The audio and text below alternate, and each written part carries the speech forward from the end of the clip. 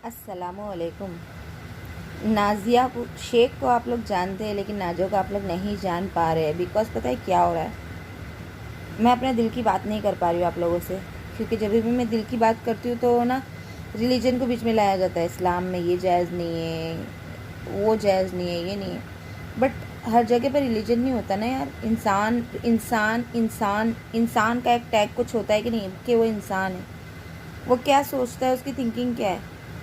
But अगर तुम ऐसे ही सोचते रहोगे, रिलीजन रिलीजन रिलीजन रिलीजन का टैग थोप रहे हो, अरे वो तो हमने बचपन से टप्पा लगा लिया है, ठीक है, कि हम कौन से रिलीजन से कैसे पैदा हुए और कहाँ जाने वाले। बट इसका मतलब ये तो नहीं है बिल्कुल कि मतलब कि तुम जीना छोड़ दो। ये तो खुदा यानी जिसने हमें पैदा किया, जिसने हमें बनाया, उसने भी नहीं बोला कि मत जियो। उसने यही बोला है कि तुम जो कर रहे हो उसका ठेकेदार यहाँ बैठा है।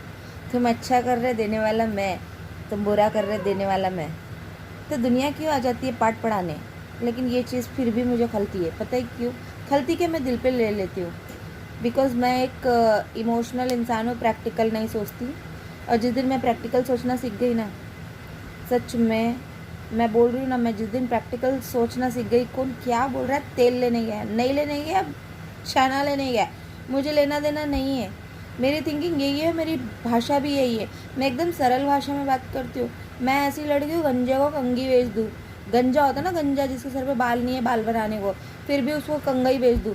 लेकिन बात काम की अगर आए ना, तो मैं ऐसी हूँ। और बात अगर इमोशन की है और अपनी रियलिटी क्या है ना, तो मैं क्या हूँ पता है, सामने वाला भूखा बैठा, भले मैं 25 दिन से भूखी बैठी हूँ, लेकिन सामने वाला एक दिन का भूखा अगर वो बोल दिया बेटा मैं भूखा हूँ ना, तो मैं अपने 25 दिन की भूख भूल जाऊँ और सामने वाले को खाना खिला दूँ।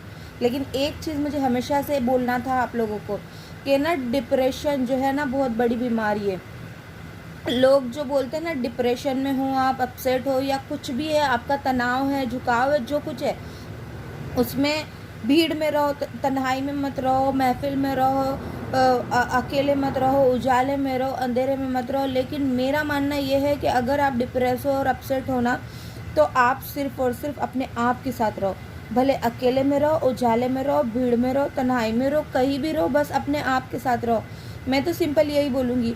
हाँ, आपको कुछ वक्त के लिए ये लग सकता है कि अगर आप अपसेट हो, पते नहीं होते रीज़न, पते नहीं होते कि आप किस वजह से अपसेट हो। मैं खुद ऐसे साइको हूँ, मुझे पता नहीं होता रीज़न क्या है, मुझे सच में नहीं पता होता रीज़न क्या है, लेकिन मैं अपसेट होती हूँ कई बार।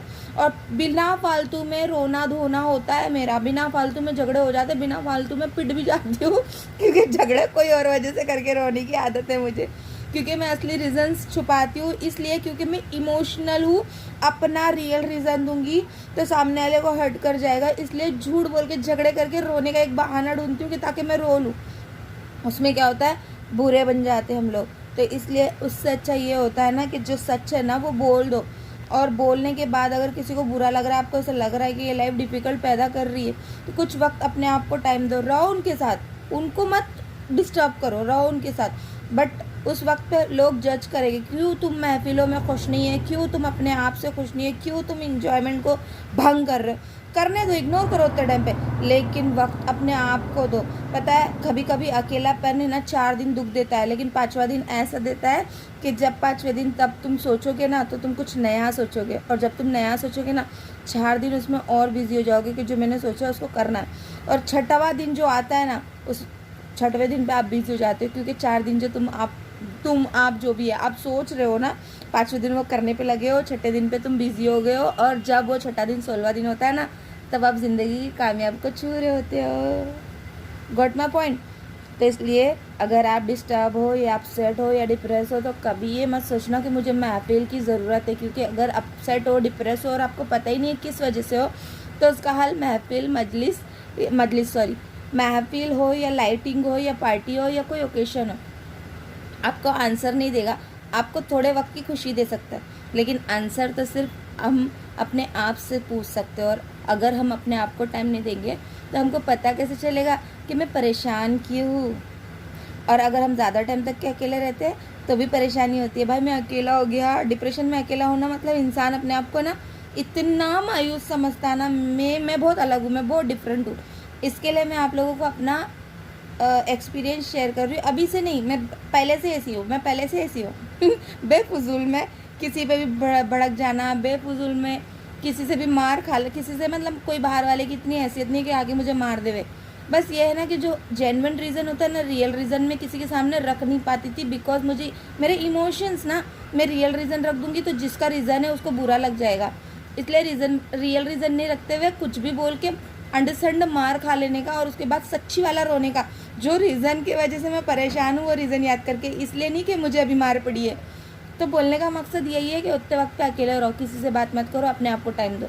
महफिल में जाओ बट फिर भी उतने वक्त भी अपने आप को टाइम दो, इसलिए क्योंकि आप खुशी देने किसी और को जा रहे हो, लेकिन वो भी ठीक नहीं होता है, पता है कि आप उन किसी की खुशी में शामिल हो रहे हो और वहाँ पे अपने आप को टाइम दे रहे हो। इसलिए उतने वक्त पे अगर किसी को बुरा लग रहा है लगने दो, मना कर दो कहीं भी जाने के लिए, मत जाओ किसी से, मत मिलो, कुछ नहीं जाता। उतने वक्त पे सिर्फ और सिर्फ अपने आप को टाइम दो।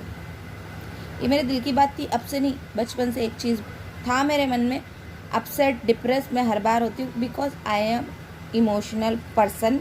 मुझे एक मूंगी से भी अपसेटनेस हो जाती है। एक मूंगी को अगर मैंने गलती से मैंने कुचल दिया ना, गलती से, तो वो गलती मुझे 4 दिन तक के सोने नहीं देती।